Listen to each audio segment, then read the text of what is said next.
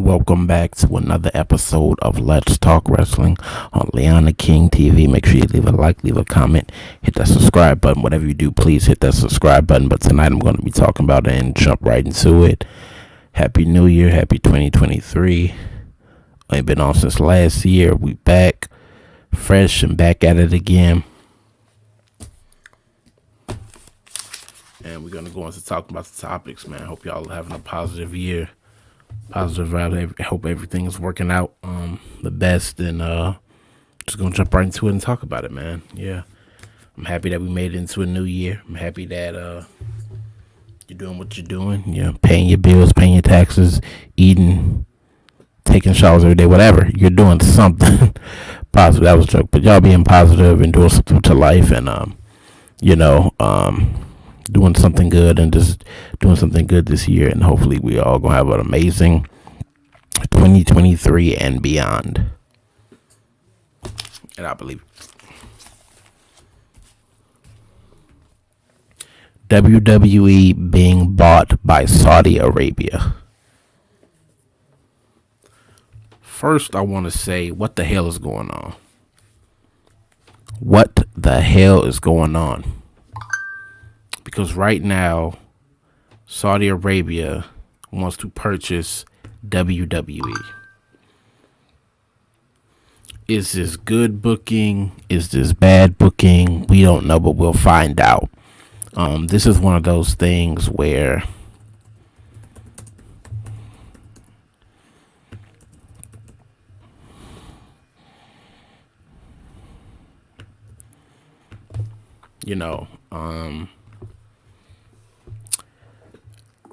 the rumors have been reported, and I don't think it's been official.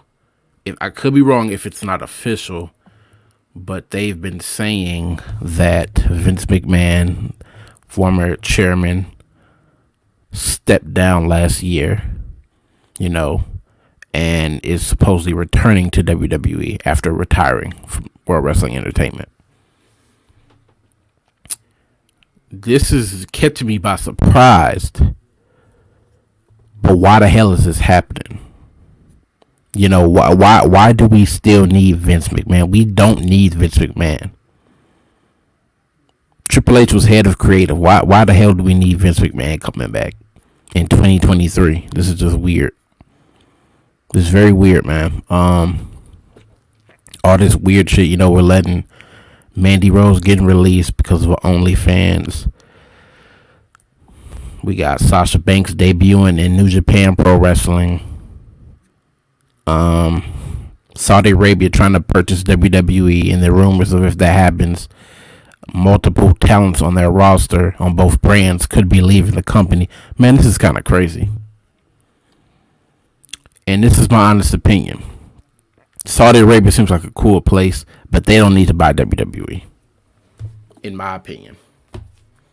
They don't need to sign a contract. They don't need to purchase it.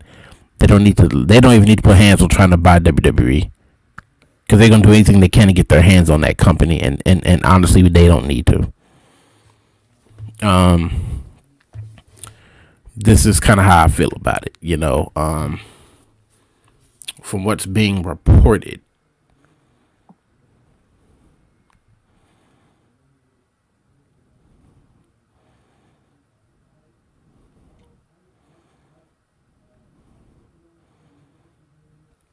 SB Nation just reported Tony Khan wants to buy WWE. So this is getting crazy now. Tony Khan wants to buy WWE. The creator and CEO of All Elite Wrestling wants to purchase WWE. Why the hell? See, here's the problem, man. Tony Khan is a bad businessman. One of the things I learned today is a lot of people are terrible when it comes to conducting business. And pro wrestling is a business. It's a fucking business. And here's the thing we got to understand. When you're getting,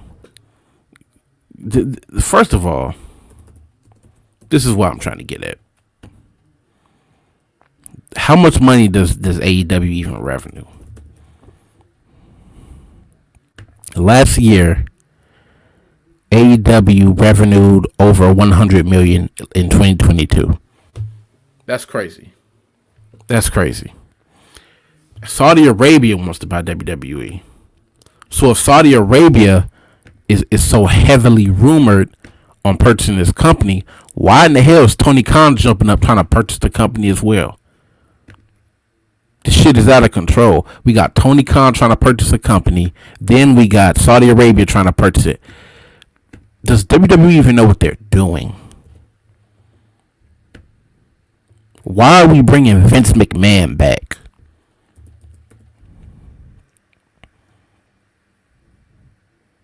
I literally thought, one of the worst returns was when Hogan debuted back in the Ruthless Aggression era. I'm thinking one of the second returns that's fucked up is going to be Vince McMahon coming back right now in this current era. Vince McMahon's return may be worse than fucking Hulk Hogan's and shit, but we'll see. This is what I don't get with the wrestling industry today. Why are we trying to bring back these old staples in this business? We do not need you. We do not need you. You got AEW bringing back Jeff Jarrett. Why the fuck we bringing back Jeff Jarrett? Nobody want to watch no Jeff Jarrett. So this is the problem. We're bringing back Vince McMahon. We got to bring back all these old names. Here's the thing I don't get. I understand we want to reminisce on the past. We want to reminisce and we want to kind of always pay homage. I'll say this. And this is my honest opinion. Some of you might disagree, but I'm going to say it anyway. This is my honest opinion. To me, the World Wrestling Entertainment product have not, I repeat, and this is me, have not, I won't say it's always been bad within the last 10 years, but I've said this. The PG era was just not my favorite era. It was not my favorite era. This past decade of World Wrestling Entertainment was not my favorite. I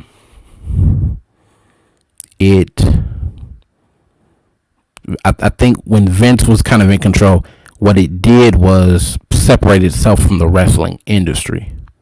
And that's what this is. This is professional wrestling. This is a professional wrestling promotion. So I felt like with this company, this major pro wrestling company, I felt they were kind of alienating itself from the wrestling world and the wrestling industry and didn't want to be involved in the business and just kind of be its own. That's one of the problems. One of the things I also thought was that, and this is me, I mean, had it had some good moments? Yes.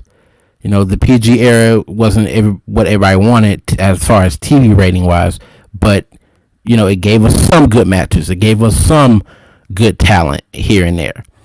To be honest, the product didn't really pick up until 2016, in my opinion. And to be really honest, I don't think the product I don't want to say it's been the worst since 2016. It's been pretty decent since 2016. It picked up since then. But I don't feel like the product's been great since 2009. So, and that's my honest opinion. It's been that long since I thought the product was good. The reason why when WWE wants to go PG, obviously they lost that edge that it kind of had, and it also lost the ruthless aggression, the badassness that it kind of had, and I just felt the edge of it kind of went away.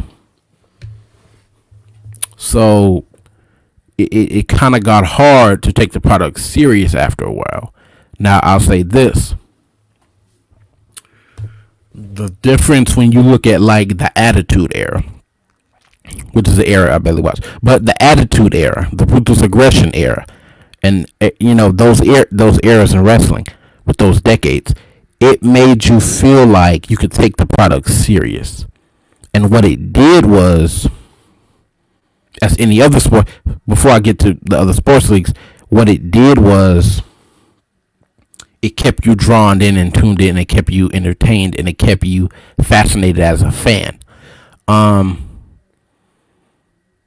They utilized the time that it was in to make it feel, and they stayed in tune with the times,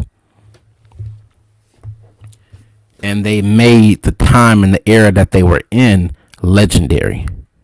They wasn't trying to bring back fucking Randy Savage and fucking Coco Beware and all this other shit, and we trying to get Yokozuna back in here, and they wasn't doing that.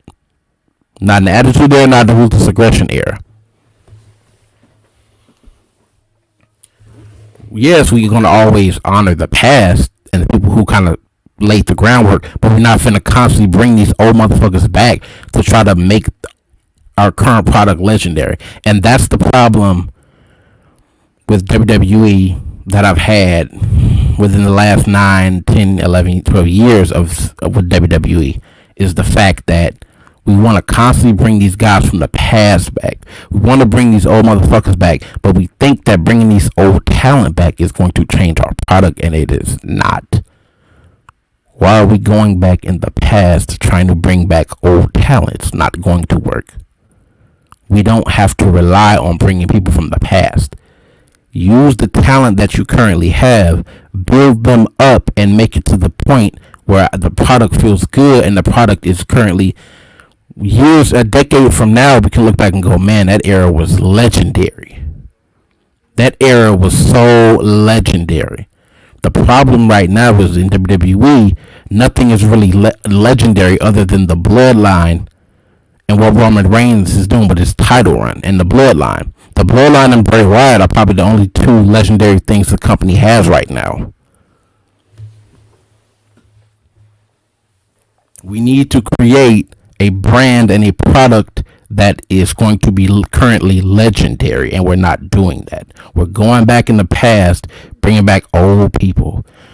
Why are we bringing back Goldberg? Nobody want to watch no Goldberg. It's 2023. We don't want to watch Goldberg. We're not trying to go in the past, and we're not trying to bring back you got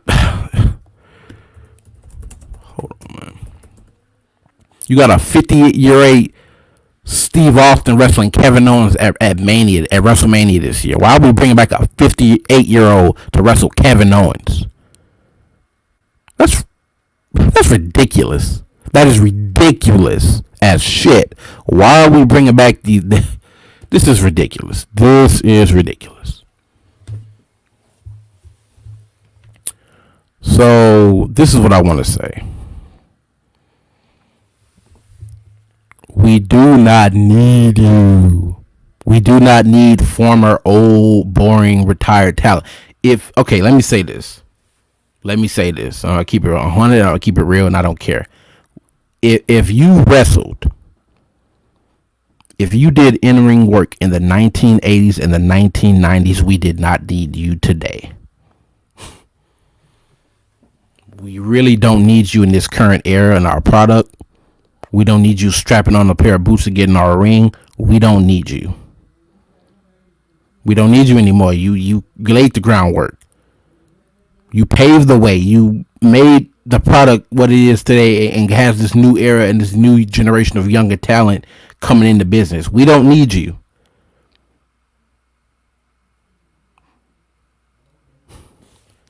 If you wrestled in the Hulkamania era, if you some Hulkamania era niggas, if you some Attitude Era niggas, please stay away from the product today. Unless you are training in NXT. Stay away.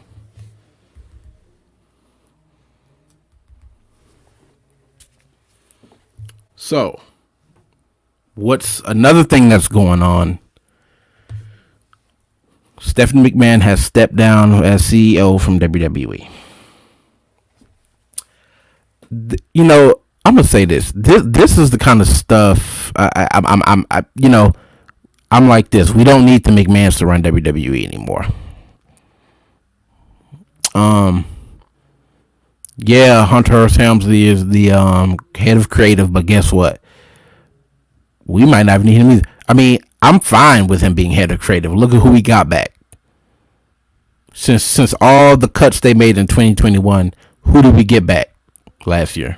We got Karrion Kross and Scarlett. We got Hit Row on SmackDown. They brought the OC back and all these people, Braun Strowman, Bray Wyatt, and Mia Yim. We bringing back all these people. I wouldn't be surprised if they bring Samoa Joe back next.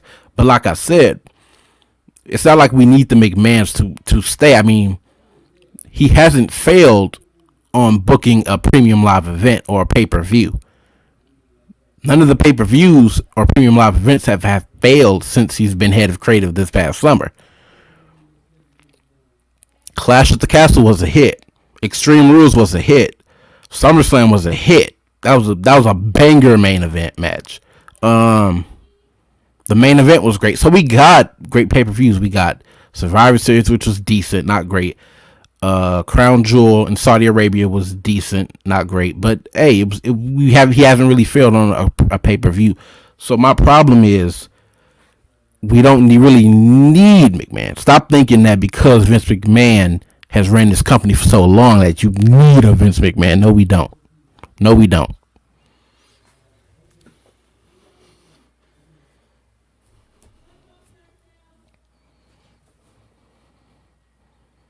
So Stephanie is stepping down. I'm interested to know what this is.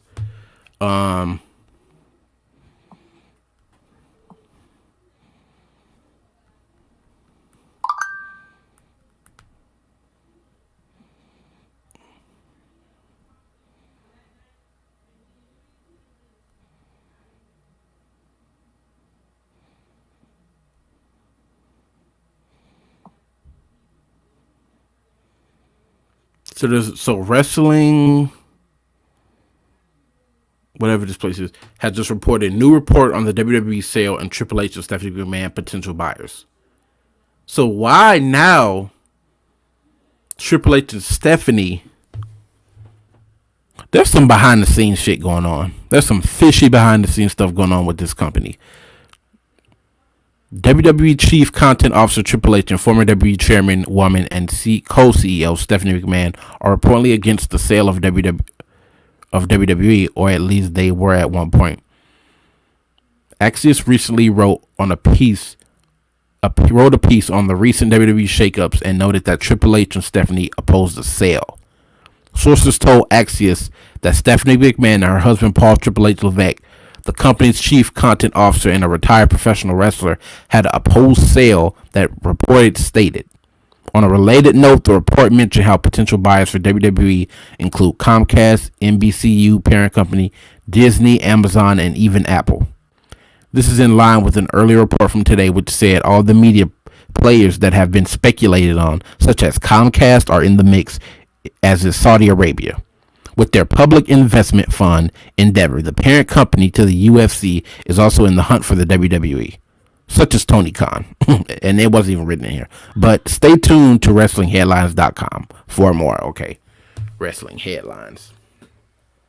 So Wrestling Headlines just reported that this could be, Axios has been saying this could be a recent sale that Triple H and Stephanie have been going over for months now, and this could be something that they probably in the past they didn't want to do.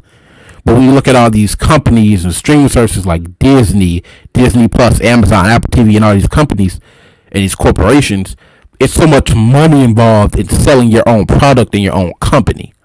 It's a lot of money. That's like if I was the CEO of Air Jordans, and I was Michael Jordan. If I sold my whole Jordan company, my whole Jordan brand. There's so much money invested in that you can get. That's a deal to be made. That's money selling your company.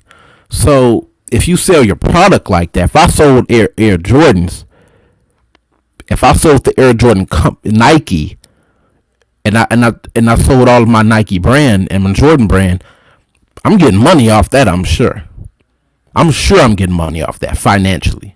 I'm revenuing some good dollars on selling Nike and Air Jordans. So this is the thing. If they want to purchase this company, I have no problem. But I want a great product. I want WWE to feel like professional wrestling again. Not again. I want to feel like something new. I want to feel like a great professional wrestling product. That's what WWE needs to feel like. Whether Tony Khan buys it with his greedy self, whether Vince McMahon buys it again and owns it, whatever. Whether Saudi Arabia purchases it, Disney, Amazon, Hulu, whatever, Apple. I feel like the product of WWE and the future of WWE has to be good.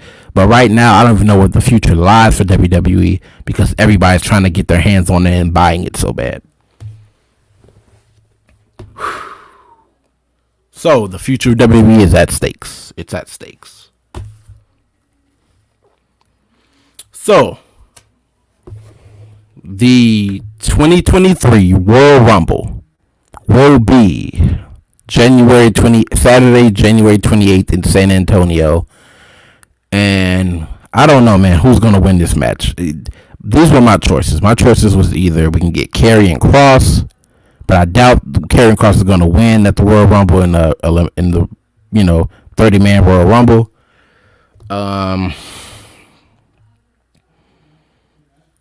People said Seth Rollins. The biggest two rumors I've heard are these two names: Cody Rhodes and Dwayne Johnson, The Rock, Roman Reigns' cousin. Cody coming back to me is stale.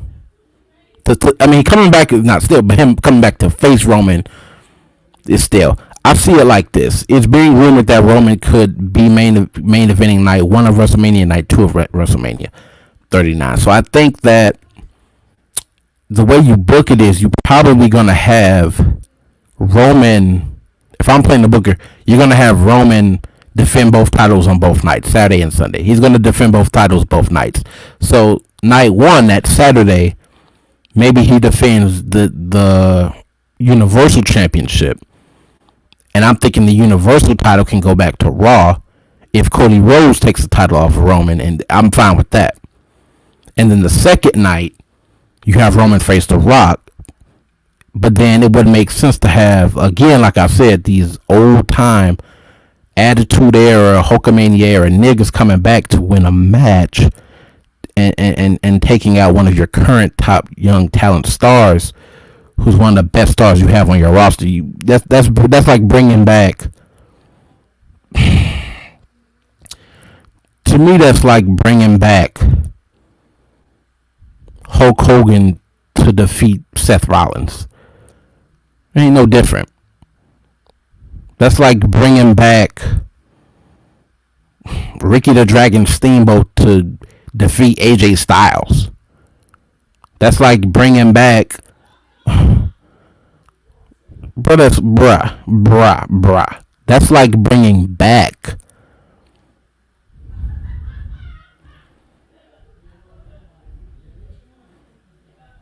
Ultimate Warrior's dead, but I wasn't gonna say him. It's like bringing back Undertaker to defeat Bray Wyatt. We gotta get our younger talent over. So to me, having Rock win would not make sense. You take one of the titles off him. You ununify both titles. You put the title on Cody. The Universal title can go back to Raw with Cody Rhodes. So Cody Rhodes is on Raw as Universal Champion. Roman Reigns is signed to the SmackDown brand.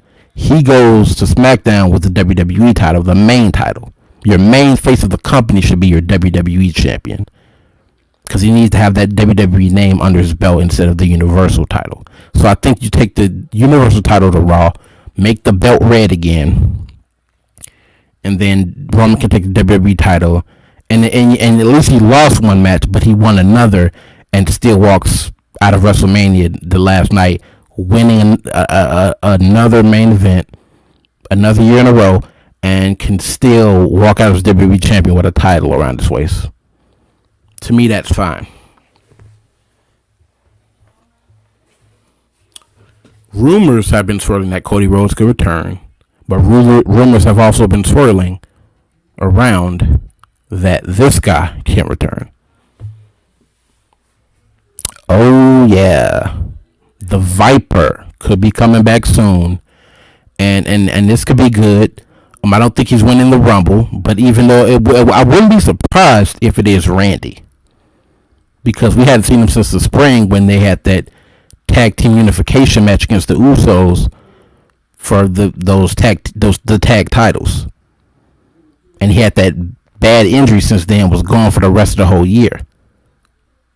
So I wouldn't be surprised if Randy is that one who come back and is like, yo, I'm getting Roman for them titles. It make a lot of sense. Randy and Roman could be like fucking Muhammad Ali and Mike Tyson. That's Kobe and Shaq. That's Michael Jordan and Larry Bird. That's just a match that could happen. We'll talk more. But who I think is winning the Rumble, I have no idea. So make sure you leave a like, leave a comment, hit that subscribe button. Whatever you do, please hit that subscribe button. We talking about is Let's Talk Wrestling on the King TV. I wouldn't be surprised if Orton takes on Matt Riddle at WrestleMania. But I'm doing that. I'm talking about that on a whole nother video. Whole nother live stream. Whole nother video we are talking about that. And this could be perfect booking. If you have him face Matt Riddle at Mania 39, that's perfect booking. So, make sure I would love to see Orton come back as a surprise entry in the Royal Rumble. And we'll see what happens. If he's the one, I wouldn't be surprised. If he's not, either way I'm fine with. But just to see him back in a wrestling ring, come on, this man is the god of wrestling. This is the god of pro wrestling. I ain't calling him a god, I'm just saying. But he's god of pro wrestling. And I would love to see him get back in the ring, have another title run at least, and get in a match and take on Riddle one-on-one at Mania 39. That'd be a good match. It's a little hard to see Matt Riddle. Can you take Matt Riddle serious against Randy Orton one-on-one? But think about the feud he had with Rollins at Clash of the Castle when he faced Rollins at Clash, and he faced Rollins at Extreme Rules. That was a serious-ass Matt Riddle. That was a very serious Matt Riddle. The look in his eyes, you can tell that was a serious Matt Riddle. So we don't know how serious we can get Matt Riddle in that match against Orton at Mania 39. But shoot, if I was head of creative, that's what I would book. But they can probably come up with some dumb stuff and not book that match and whatever. But I'm all for a match that's gonna be be 100. I gotta check that match out. So make sure you leave a like, leave a comment, hit that subscribe button. I will be live stream tomorrow for another video, for another episode of Let's Talk Wrestling. And tomorrow I'll be talking about Charlotte Flair returning, winning the SmackDown Women's title, how I feel about it, and my honest thoughts and opinions on it. Sasha Banks debuting at Wrestle Kingdom 17 with New Japan Pro Wrestling Promotion. And I will be talking about this weekend. I'll also be talking about the greatest tag teams of all time discussion. The greatest tag team of all time discussion. And we'll also be doing a video on, is John Cena the GOAT of wrestling? We taking it to a new level. We got new music. If you haven't checked out Petty the Creator's new song, Rated R Superstar, like Edge, check out that song, man. Rated R Superstar is a dope song. It's on the channel. Check it out. It's called Rated R Superstar on Leon the King TV by artist myself, Payday the Creator. Man, I wrote it, produced it, recorded it, mixed it, mastered it, and we put out the song on YouTube. It will be on streaming platforms soon this year. We don't have an official date, but it will be on streaming platforms, all streaming platforms soon this year. Rated R Superstar. So check it out, man, on Leon the King TV. But other than that, it's your host, Alakadir, aka Leon the King TV, and I am out. Peace.